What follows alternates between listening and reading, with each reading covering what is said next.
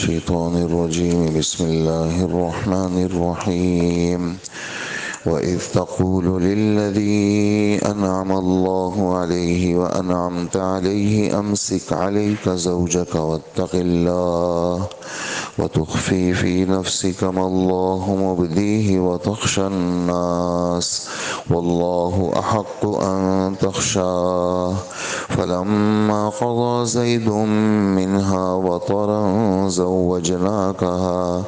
زوجناكها لكي لا يكون على المؤمنين حرج في أزواج أدعيائهم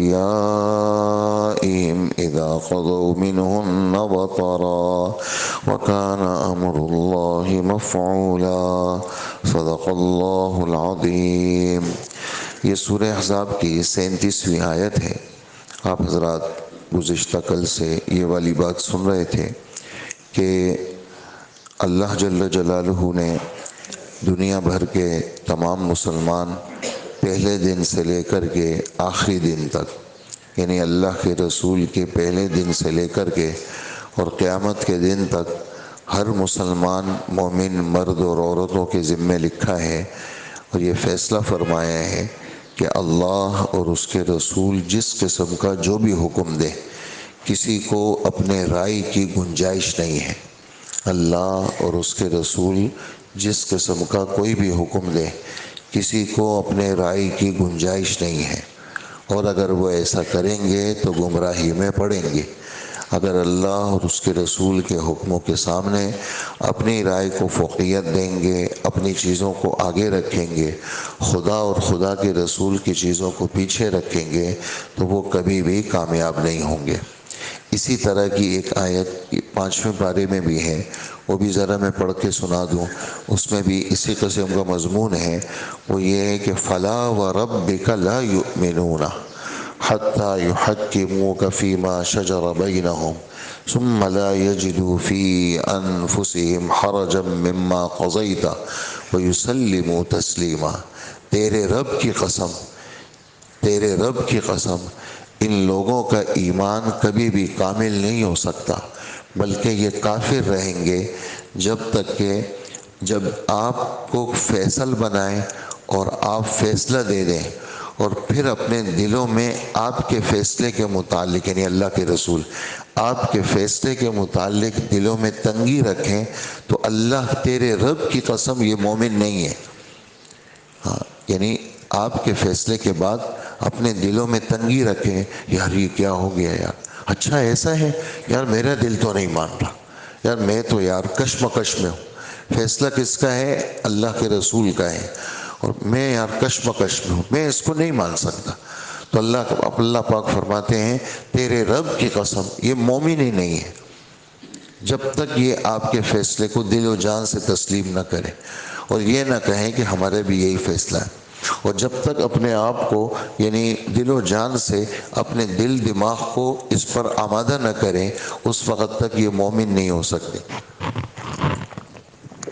تو اس میں یہ والی آیت یہ ہماری پچھلی آیت کے ساتھ اس کا جوڑ ہے کہ کوئی بھی مومن مرد اور عورت یہ کسی صورت کے اندر یہ مومن نہیں ہو سکتے، یعنی ان کے لیے اس بات کی گنجائش ہی نہیں ہے کہ اللہ پاک اور اللہ کے رسول کوئی فیصلہ دے دیں، وہ اپنی چلائیں تو اپنی نہیں چلائیں گے، اس میں سر کو جھکانا پڑے گا۔ یہ گزشتہ کل یہ والی آیت ذہن میں آئی تو میں نے کہا آپ کی خدمت میں اس کو پیش کروں۔ اب حضرت زید کا میں نے تھوڑا سا قصہ آپ کو سنایا، اس میں تھوڑی سی اس قصے میں جو تاریخ کے اندر سیرت کے اندر جو باتیں حضرت زید کے متعلق کچھ اور ہیں وہ بھی ذرا آپ سن لیں، انشاءاللہ آپ کو فائدہ ہوگا اور آپ کو سننے میں بھی لذت ملے گی کہ یہ 8 سال کے تھے اور ان کا جو قبیلہ تھا ان قبیلے والوں کے اوپر ایک قین قبیلہ تھا، انہوں نے یہ اپنی والدہ کے ساتھ ننیال گئے ہوئے تھے۔ تو اس زمانے میں دشمنیاں تھی لوگوں کی، لوٹ مار کا بازار تھا اور بس آ جاتے تھے، لوٹ لیتے تھے، لوگوں کو مار دیتے تھے، کسی کو قید کر لیتے تھے۔ تو قبیلہ قین والوں نے حضرت زید کے جو ننیال میں تھے یہ وہاں حملہ کیا اور لوگوں کو مارا، لوٹا بھی، ان کو پکڑا، یہ 8 سال کے ہیں، آ کر کے ایک بازار لگتا تھا عکاظ نامی بازار مکہ مکرمہ کے قرب و جوار میں، تو وہاں لا کر کے بیچ دیا، اور ابھی اللہ کے رسول کو نبوت بھی نہیں ملی، تو یہ 8 سالہ بچہ یہ بیکا۔ اس کو کس نے خریدا؟ حضرت خدیجہ رضی اللہ عنہا کے بھتیجے نے خریدا، نام ان کا تھا حکیم ابن حزام، بعد میں مسلمان بھی ہوئے وہ۔ تو حکیم ابن حزام نے خریدا اور خرید کر کے اپنی پھوپھی کو دیا۔ پھوپھی کون ہے؟ حضرت خدیجہ۔ حضرت خدیجہ ابھی حضور کی نکاح میں بھی نہیں آئی اور اللہ کے رسول کو نبوت بھی نہیں ملی، تو 8 سالہ یہ بچہ یہ ان کی خدمت میں تھا۔ جب ان کی شادی حضرت محمد صلی اللہ علیہ وسلم کے ساتھ ہوئی تو انہوں نے یہ ہدیے میں آپ کو دیا، زید ابن حارثہ کو۔ تو آپ کے پاس یہ تھا، تو خدا کی شان جو میں نے کل قصہ سنایا آپ کو، یعنی کہ والد بالکل اپنے بیٹے کے پیچھے دیوانہ ہو گئے، اشعار پڑھا کرتے تھے، تو ان کے بھائی اور چچا لینے کے لیے آئے، تو ان کی عمر اس وقت 15 سال کی تھی، تو ابھی اللہ کے رسول کو نبوت ملی نہیں ہے۔ انہوں نے کہا کہ آپ ہمارے ساتھ چلیں۔ یہ کون ہے؟ کہا یہ میرے چچا ہیں۔ یہ کون ہے؟ یہ بھائی ہیں۔ تو آپ نے فرمایا کہ میں جبراً تو ان کو بھیج نہیں سکتا، اور اگر یہ خوشی سے جانا چاہیں تو میں پیسے بھی نہیں لوں گا آپ سے۔ اس زمانے میں بکتے تھے غلام، میں پیسے بھی نہیں لوں گا، بلا معاوضہ لے جائیں۔ وہ لوگ خوش ہو گئے، تو انہوں نے زید کو کہا چلو۔ زید نے کہا میں نہیں جا سکتا، اس لیے کہ میں حضور صلی اللہ علیہ وسلم کی ذات گرامی پر دنیا کی کسی چیز کو ترجیح نہیں دے سکتا، میں آپ کو نہیں چھوڑ سکتا۔ تو والد چچا اور بھائی یہ منظر دیکھا انہوں نے، اللہ کے رسول نے اس کو گود میں بٹھایا اور فرمایا میں اس کو آزاد کرتا ہوں اور میں اس کو بیٹا بناتا ہوں۔ پھر آپ زید کو لے گئے اور بیت اللہ کے اندر سارے کافر موجود ہیں اس زمانے میں، یعنی آپ تو صادق و امین ہیں، اس لیے کہ آپ نے تبلیغ کا کام شروع نہیں کیا، سب لوگ آپ کی عزت کرتے ہیں، تو آپ نے اعلان کیا کہ یہ آج سے یہ میرا بیٹا ہے، اس کا نام ہے زید ابن محمد، اور یہ زید ابن حارثہ نہیں ہے، یہ آپ نے اعلان فرمایا۔ اور اس زمانے میں جو منہ بولا بیٹا اس کو سگے بیٹے جیسا سمجھا جاتا تھا، تو یہ اعلان بھی ہوا۔ اور پھر جب آپ کو نبوت ملی، جب آپ نبی بنے، تو یہ زید ابن حارثہ، بالکل نئی بات ہے یہ، مطلب یہ کہ آپ حضرات سنیں گے، یہ زید ابن حارثہ ان 4 خوش قسمت لوگوں میں ہیں جنہوں نے اللہ کے رسول کو نبوت ملتے ہی کلمہ پڑھا ہے۔ جیسے آپ کو نبوت ملی تو آپ نے حضرت خدیجہ کو کہا کہ مجھے اللہ نے تبلیغ کا حکم دیا ہے، یا ایھا المدثر قم فانذر، آپ کھڑے ہو جائیے، آپ تبلیغ کریں، وربک فکبر، اپنے رب کی بڑائی بیان کریں۔ تو آپ نے یہ قصہ حضرت خدیجہ کو سنایا کہ خدیجہ میں کس کو تبلیغ کروں، کون میری سنے گا؟ تو حضرت خدیجہ نے کہا کہ آپ مجھے تبلیغ کریں، مجھے دعوت دیں، میں آپ کی بات کو مانوں گی، میں آپ کو جانتی ہوں کہ آپ سچے ہیں۔ تو آپ نے حضرت خدیجہ سے بات کی کہ اللہ نے مجھے رسالت دی ہے، میں رسول ہوں اللہ کا، اور کلمہ پڑھ کر کے حضرت خدیجہ ان یعنی خوش قسمت خواتین میں ہیں، سب سے پہلے جو اسلام قبول کرنے والی خاتون ہیں وہ حضرت خدیجہ رضی اللہ عنہ ہیں۔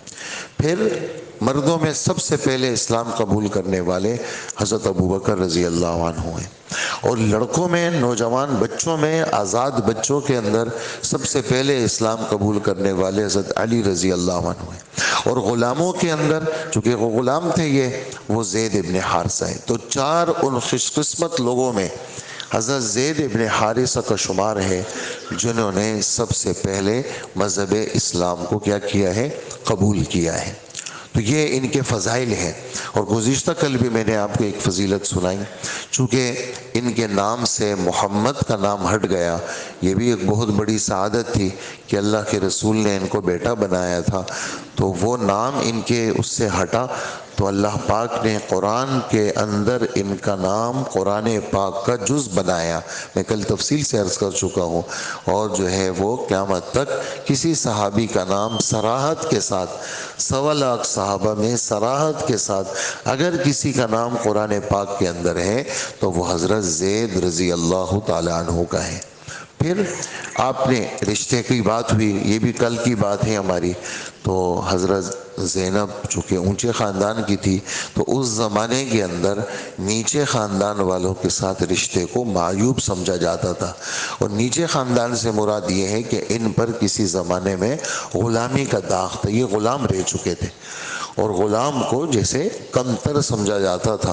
اور قریش تو سردار قبیلہ ہے، بڑا خاندان ہے، ہمارے نبی کا خاندان ہے، اور وہ بڑے لوگ تھے، اس قریش کے شاخے ہیں، تو ہمارے نبی جو ہیں وہ بنو ہاشم سے ہیں، تو یہ حضور کی پھوپھی زاد ہیں۔ تو آپ نے رشتے کی بات کی، کل میں نے حضرت جلیبیب کا قصہ بھی سنایا۔ اسی طرح ایک کافر تھے عقبہ ابن معیط، یہ کفر پہ مرے، اللہ کے رسول کے سخت مخالف تھے اور بدبودار کافر تھے۔ ان کی بیٹی ام کلثوم مسلمان ہوئی تھی، تو حضرت ام کلثوم کا بھی اسی طرح کا ایک واقعہ ان کے رشتے کا بھی ہے جس پر یہ والی آیت نازل ہوئی۔ ام کلثوم ان خواتین میں ہیں جن کو اللہ جل جلالہ نے جن کے بارے میں سورہ ممتحنہ کی آیت نازل فرمائی، اور اللہ کے رسول نے ان کو مدینہ منورہ میں اپنے پاس رکھا، اور کافروں کے عین وہ وقت جس وقت صلح حدیبیہ ہو رہی تھی یہ مسلمان ہوئی۔ کافروں نے کہا یہ ہمارے ہاتھ میں آپ دیں گے، آپ نے فرمایا نہیں، مردوں کی بات ہوئی ہے، عورتوں کی بات نہیں ہوئی۔ تو ان ام کلثوم کو بھی آپ نے مدینہ منورہ آپ لے گئے، ان کے رشتے کے متعلق بھی یہ والی آیت نازل ہوئی۔ خیر، حضرت زید رضی اللہ عنہ کی شادی بڑے اصرار کے ساتھ حضرت زینب کے ساتھ ہوئی۔ ابھی یہ والی آیت میں شروع کر رہا ہوں۔ شادی ہو گئی لیکن وہ معاملہ ان کا آپس کے اندر بن نہیں پا رہا تھا، اور ان کے دل سے وہ احساس، یعنی حضرت زینب کے دل سے وہ احساس ختم نہیں ہوا تھا کہ میں یعنی ان کی بیوی ہوں اور میں یعنی اونچے خاندان کی عورت ہوں، تو یہ والی باتیں ختم نہیں ہوئی تھی۔ تو ان کی آپس میں انبن رہتی تھی اور ان کی زبان حضرت زینب کی تیز ہو جاتی تھی۔ حضرت زید آ کر حضور کو شکایت کرتے ہیں، یعنی اللہ کے رسول تو ان کے بالکل ایسے تھے کہ جیسے آپ سمجھیں کہ والد کا درجہ، تو آپ فرماتے کہ دیکھو تم نے ان کو طلاق نہیں دینی۔ وجہ اس کی یہ ہے کہ حلال چیزوں میں سب سے اللہ کے نزدیک بری چیز وہ طلاق ہے، اور طلاق کی بات زبان پہ نہیں آنی چاہیے۔ آپ ان کو ترغیب دیتے۔ خدا کی شان ایسی ہوئی کہ اللہ جل جلالہ نے اللہ کے رسول پہ وحی بھیجی کہ کسی موقع پر زید اپنی بیوی زینب کو طلاق دیں گے اور پھر آپ کی شادی زینب کے ساتھ ہوگی، تاکہ کافروں کی وہ رسم کہ منہ بولا بیٹا سگے بیٹے جیسا ہے اور منہ بولے بیٹے کی بیوی سگی بہو جیسی ہے، جیسے سگی بہو سے شادی حرام ہے، ایسے ہی منہ بولے بیٹے کی بیوی کو جب طلاق ہو گئی، عدت گزر گئی، تو اس سے بھی نکاح ہمیشہ کے لیے حرام ہے۔ یہ کافروں کے ہاں کیا تھا؟ یہ رسم بد تھی۔ تو ہر وہ عمل جو نبی کے نبوت کے اوپر کوئی داغ بن سکتا ہو، وہ تو اللہ کبھی بھی اپنے نبی سے نہیں کرواتے۔ ہر وہ عمل جو نبی کی نبوت کے اوپر داغ بن سکتا ہو وہ تو کبھی بھی نبی سے نہیں کرواتے، لیکن ہر وہ عمل جس سے نبی کی نبوت پہ کوئی داغ نہیں بن سکتا اور وہ برا عمل وہ ختم ہو کر کے لوگوں کے دل دماغ کے اندر ایک صحیح چیز بٹھانا مقصود ہو اور نبی کی نبوت کے اوپر بھی کوئی داغ نہیں بن سکتا ہو، تو اللہ جل جلالہ اپنے نبی کے ذریعے سے اس بری رسم کو مٹا دیتے ہیں۔ تو یہ عمل ایسا تھا کہ یعنی آپ سے ان کا نکاح ہوگا، یہ وحی آ گئی، لیکن اس وحی کا ہمارے نبی نے اظہار نہیں کیا کہ جب صراحتاً یہ طلاق دے دیں گے اور پھر اللہ پاک کا فیصلہ آ جائے گا کہ شادی کرو یا ہم نے شادی کر لی، تو بس میں کر لوں گا پھر. لیکن اس وقت اس بات کو کھولنا کہ میں یہ زید کی بیوی ہے اور یہ زید طلاق دیں گے اور میں ان سے شادی کروں گا، اس بات کو ہمارے نبی نے اپنے دل میں چھپایا. اس چھپانے کا ذکر بھی ہمارے رب نے کیا کہ آپ تو زید کو یہ کہہ رہے تھے کہ اپنی بیوی کو اپنے پاس روکے رکھو. آپ وہ والی بات جس کو اللہ پاک عملی مظاہرہ کرنے والے تھے، اس کو آپ اپنے دل میں چھپا رہے تھے. اور اس چھپانے کی وجہ یہ تھی، بہت غور سے سنیے گا بات، میں بالکل آہستہ ہو گیا. میں جب کلاس میں کوئی مشکل جگہ آتی ہے تو میں تیزی چھوڑ دیتا ہوں، میں بالکل آہستہ ہو جاتا ہوں تاکہ لوگ غور سے سنیں، طلباء سنیں اور ان کے دل دماغ میں صحیح بات بیٹھ جائے. تو اس وجہ سے بہت سارے آنکھیں بند ہو رہی ہیں اور تھوڑے سے ادھر ادھر ہو رہے ہیں. ذرا میری طرف تھوڑا دیکھیں تاکہ آپ جاگ کے یہ بات سنیں اور بات جو ہے وہ غلط کہیں آپ کے دل دماغ میں نہ اتر جائے، پھر غلط بیانی نہ کریں کہیں. اس لیے میں بالکل آہستہ ہو گیا اور آپ کو آہستہ سے یہ بات سمجھا رہا ہوں کہ اللہ کے رسول صلی اللہ علیہ وسلم دل میں ایک بات چھپا رہے ہیں، جبکہ اللہ نے آپ کو بتا دیا کہ زینب کو طلاق ہوگی اور زینب کی شادی آپ کے ساتھ ہوگی. آپ یہ بات نہیں بتا رہے ہیں ابھی اس وقت، اور تو اللہ پاک بھی یہ فرما رہے ہیں کہ یہ بات آپ نے اپنے دل میں چھپا دی. اور اس چھپانے کی وجہ کیا ہے کہ آپ کو لوگوں سے یہ ڈر تھا، آپ لوگوں سے ڈر رہے تھے. کیا ڈر رہے تھے؟ کس بات کا ڈر تھا؟ اس بات کا ڈر تھا کہ لوگ مذاق اڑائیں گے اور لوگ کہیں گے دیکھو اپنی بہو سے شادی کر لی. تو اس ڈر کی وجہ سے یہ والی بات آپ چھپا رہے تھے. اور یہ ڈر آپ کو اس لیے تھا کہ ابھی صراحتاً حکم نہیں آیا. دیکھیں ایک چیز ابھی یعنی مستقبل میں ہونے والی ہے، غور سے سنی گئے بات، ایک چیز مستقبل میں ہونے والی ہے. اللہ نے خبر دے دی کہ ایسا ہوگا، لیکن ہوئی تو نہیں ہے نا، ہوئی تو نہیں ہے. اس وجہ سے اس کا اظہار نہیں کیا آپ نے. تو نہیں کیا آپ نے، کیوں نہیں کیا؟ ہوئی جو نہیں ہے. اگر صریح حکم آ جائے پھر اگر نہ بتائیں پھر تو خطرناک بات ہو جائے گی کہ اللہ کے رسول نے آسمانی باتوں کو چھپا دیا. لیکن جب صریح حکم نہیں آیا اور آپ نے نہیں بتایا تو یہ اللہ کے رسول کے اوپر قابل ملامت نہیں ہے. میں آپ کو اسی بات کو ایک اور حدیث کے روشنی میں آپ کو یہ بات سمجھاؤں.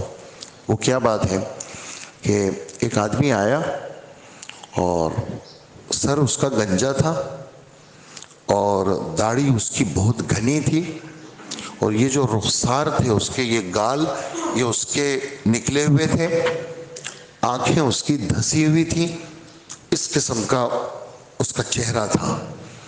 اور وہ اللہ کے رسول کے سامنے آیا اور آپ مال غنیمت تقسیم کر رہے تھے تو کوئی بڑے اس کے ساتھ ایسا کھڑا ہوا، کہنے لگا کہ انصاف کریں آپ.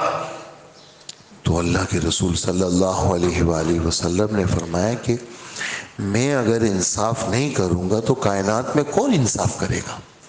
اس کی یہ بات اللہ کے رسول کو بہت بری لگی اور وہ جیسے کھڑا ہوا وہ اس طرح اور جانے لگا. محفل بیٹھی ہوئی ہے، آپ تقسیم کر رہے ہیں، اس نے یہ بدتمیزی والے جملے کہے. اس میں ایک صحابی کھڑے ہوئے، انہوں نے کہا کہ اللہ کے رسول آپ اجازت دے دیں میں اس کی گردن کو اڑا دیتا ہوں.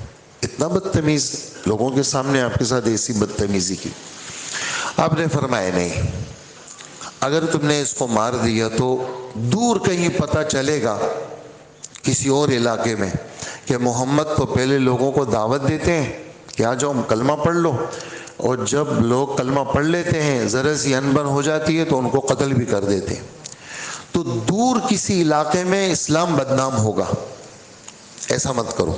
اچھا وہ جا رہا ہے تو اللہ کے رسول کیا فرما رہے ہیں، یہ جو آدمی ہے نا اس کی نسل سے اور اس کے کارندوں سے ایسا فتنہ نکلے گا اور ایسی جماعت تیار ہوگی. اللہ اکبر، کیا کیا باتیں فرمائی ہیں آپ نے.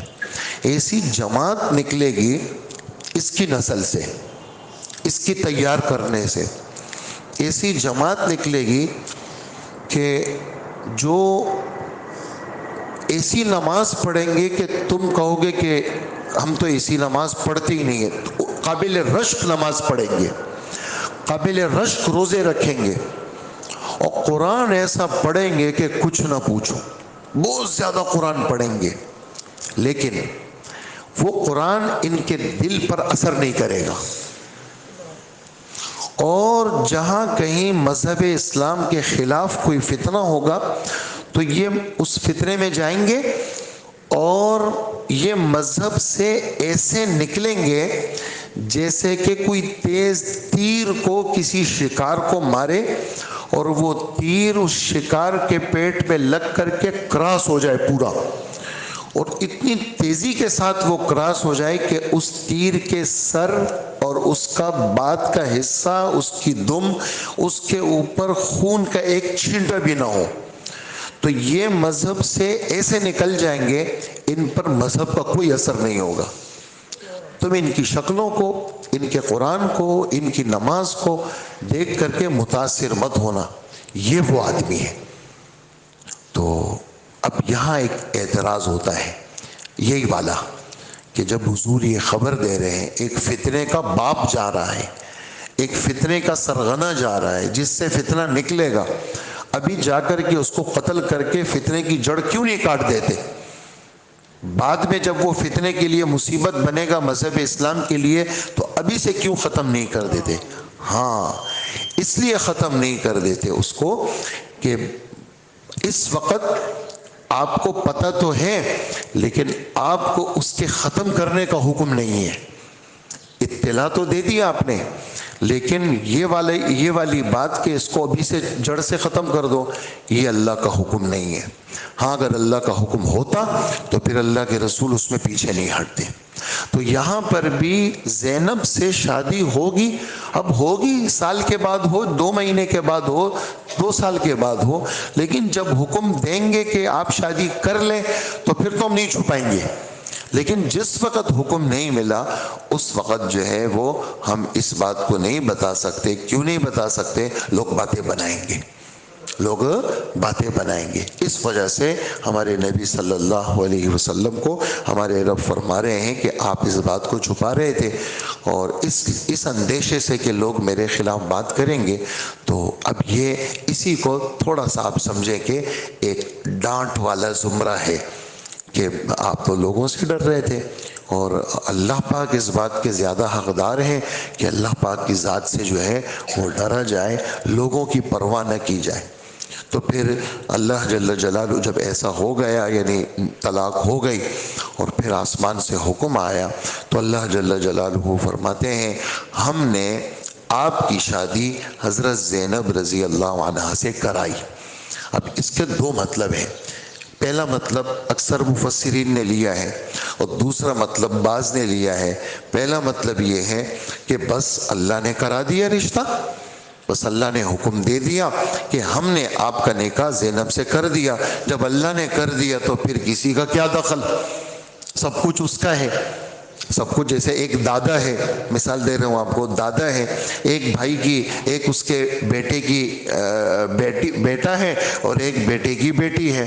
دادا ہے، بڑے ہیں، اس نے کہا کہ یہ میرا جو پوتا ہے نا، یہ میری پوتی ہے، اس پوتی کا نکاح میں نے اس کے ساتھ کر دیا۔ اب کون پوچھے گا دادا سے؟ کوئی بہو کوئی آ کر کے بات کر سکتے ہیں دادا سے؟ نہیں کر سکتے، وہ بڑے ہیں اور اس کے بچے اس کے ماتحت ہیں، سب راضی ہیں۔ تو اللہ کی ذات بڑی ہے، اللہ نے فرمایا میں نے زینب کی شادی کر لی۔ اس کو بطور فخریہ کے حضرت زینب بعد میں بیان کرتی تھی کہ تم جتنی بھی بیویاں ہیں، تم لوگوں کا نکاح تو تمہارے باپ نے کیا، میرا نکاح اللہ نے کیا، میرا نکاح کس نے کیا؟ وہ اللہ نے کیا. اور ایک مطلب یہ ہے کہ زوجنا کہا، ہم نے آپ کا نکاح کیا، یعنی جیسے عام رشتے ہوتے ہیں ویسے ہی ان کا بھی نکاح ہوا، لیکن اس میں کوئی خصوصیت نہیں ہے. اس جملے میں کیا ہے؟ زیادہ خصوصیت ہے کہ اللہ پاک نے حضرت محمد صلی اللہ علیہ وسلم کا نکاح حضرت زینب کے ساتھ خود اللہ پاک نے کیا، تاکہ لوگوں کے دل دماغ سے وہ تنگیاں ختم ہو جائے کہ جب تعلق ختم ہو گیا میاں بیوی کا، چاہے وہ منہ بولے بیٹے کی بیوی ہی کیوں نہ ہو، تو وہ سگی بہو کے زمرے میں نہیں آتی. جب ایسا ہو گیا اور وہ اپنا تعلق ختم کر چکے تو پھر ایسی عورت سے شادی کرنا وہ شریعت میں برا نہیں سمجھا جائے گا. اور جس بات کا فیصلہ ہو جاتا ہے اللہ طے کر لیتے ہیں تو وہ ہو کر رہتا ہے، اس کو کوئی بدل نہیں سکتا. یہ اس پوری آیت کا ایک نچوڑ تھا، ایک خلاصہ تھا جو میں نے آپ حضرات کی خدمت میں پیش کیا. اللہ اس کو قبول فرمائے. اور کوئی ایسی بات اللہ ہمارے دل دماغ میں جو ہے وہ کسی پیغمبر کے خلاف، پھر ہمارے پیغمبر کے خلاف، یہ اس آیت کا وہ کھرا مفہوم ہے، وہ ستھرا مفہوم ہے، وہ نکھرا ہوا مفہوم ہے جو ہمارے بزرگوں نے، بڑوں نے وہ لکھا ہے، وہ میں نے آپ کی خدمت میں پیش کیا. ورنہ لوگوں نے بڑے بڑے بکواسات لکھے ہیں اللہ کے رسول کے خلاف، نعوذ باللہ، پتہ نہیں کیا کیا باتیں لکھی ہیں. اور یعنی اس ٹکڑے میں چونکہ قرآن پاک تو ایسی کتاب ہے جو حکومت کی تحویل میں نہیں ہے، وہ تو عوام کے ہاتھ میں ہے. تو قسم قسم لوگوں نے قرآن پاک میں کیا کیا کچھ لکھا ہے اور کیا کیا کچھ لکھتے رہتے ہیں. تو یہ قرآن پاک کا آیت کا وہ مفہوم ہے جو بالکل صاف ستھرا ہے، سالم ہے ہر قسم کے، یعنی ایسی باتوں سے جس سے کسی نبی کے بارے میں یا کسی بڑی شخصیت کے بارے میں کوئی بات کسی کے دل میں وہ چبھ نہ جائے، آ نہ جائے، کوئی وسوسہ نہ آ جائے، تاکہ ایمان خطرے کے اندر نہ پڑے. اللہ ہمیں عمل کی توفیق عطا فرمائے. آیت کا ترجمہ سن لیجئے. وَإِذْ تَقُولُ لِلَّذِي، اے پیغمبر یاد کرو جب تم اس شخص سے، یعنی حضرت زید سے، جس پر اللہ نے احسان کیا. اللہ نے کیا احسان کیا؟ کہ وہاں ڈاکہ ڈالا، مکہ میں بک گئے اور خدیجہ کے پاس آئے، خدیجہ نے حضور تک پہنچایا اور اللہ نے پہنچایا اور اللہ نے کلمے کی دولت سے نوازا. یہ اللہ کا بہت بڑا احسان ہے. کسی کو ایمان اور یقین کی دولت کا مل جانا اس سے بڑا کوئی احسان نہیں ہے. وَأَنْعَمْتَ عَلَيْهِ، اور آپ نے ان پر انعام کیا. آپ نے کیا انعام کیا؟ اپنا بیٹا بنایا، اپنی محبت سے نوازا، اپنے گھر کے اندر رکھا. انہی کا پھر بیٹا ہوا زید کا، اس کا نام تھا اسامہ ابن زید. تو اسامہ چھوٹے تھے، تو اسامہ جیسے بچے ہیں، ناک بیتی ہیں، تو اللہ کے رسول حضرت عائشہ کو کہتے کہ عائشہ اسامہ سے محبت کرو. تو عائشہ بھی تو اونچے خاندان کی خاتون ہے، تو وہ کہتی ہیں مجھے اسامہ اچھے نہیں لگتے تھے اور اسامہ خوبصورت نہیں تھے. لیکن حضور نے فرمایا عائشہ یہ میرا محبوب ہے، اے عائشہ تو اس سے محبت کر. اے اسامہ تو اگر لڑکی ہوتا نا تو میں تجھے لڑکیوں کے کپڑے پہناتا، میں تجھے زیور پہناتا، میں تیری شادی کراتا. اور ایسے گلے سے لگاتے حضرت اسامہ کو. کیوں؟ زید کا بیٹا ہے. کس کا بیٹا ہے؟ اور زید حضور کا محبوب ہے. اور ایک ایسا قصہ ایک آیا جس میں ایک لمبا قصہ ہے، میں چھوٹا سا آپ کو سنا دوں بس.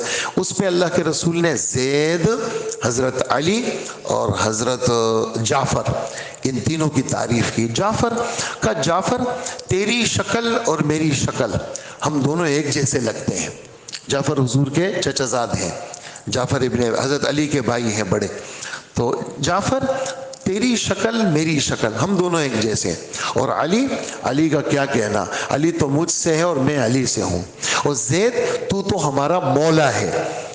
تو یہ جملہ جب کہا زید نے تو زید نے ایک ٹانگ اٹھائی اور ایک ٹانگ پہ ناچنے لگے. اچھا اللہ کے رسول نے مجھے اپنا مولا کہا ہے. تو یہ اس طرح کی باتیں یہ ہمارے نبی صلی اللہ علیہ وسلم نے ان کو محبت دی تھی. جب ہی فرمایا کہ آپ نے بھی ان پر انعام کیا کہ اور کیا کہہ رہے تھے آپ ان کو کہ اپنی بیوی کو اپنے نکاح میں رہنے دو اور اللہ سے ڈرو اے زید، طلاق مت دینا. اور تم اپنے دل میں، یعنی اللہ کے رسول اپنے دل میں وہ بات چھپائے ہوئے تھے جس کو اللہ پاک کھول دینے والے تھے، اور تم لوگوں سے ڈر رہے تھے. حالانکہ اللہ اس بات کا زیادہ حقدار ہے کہ اللہ سے ڈرو.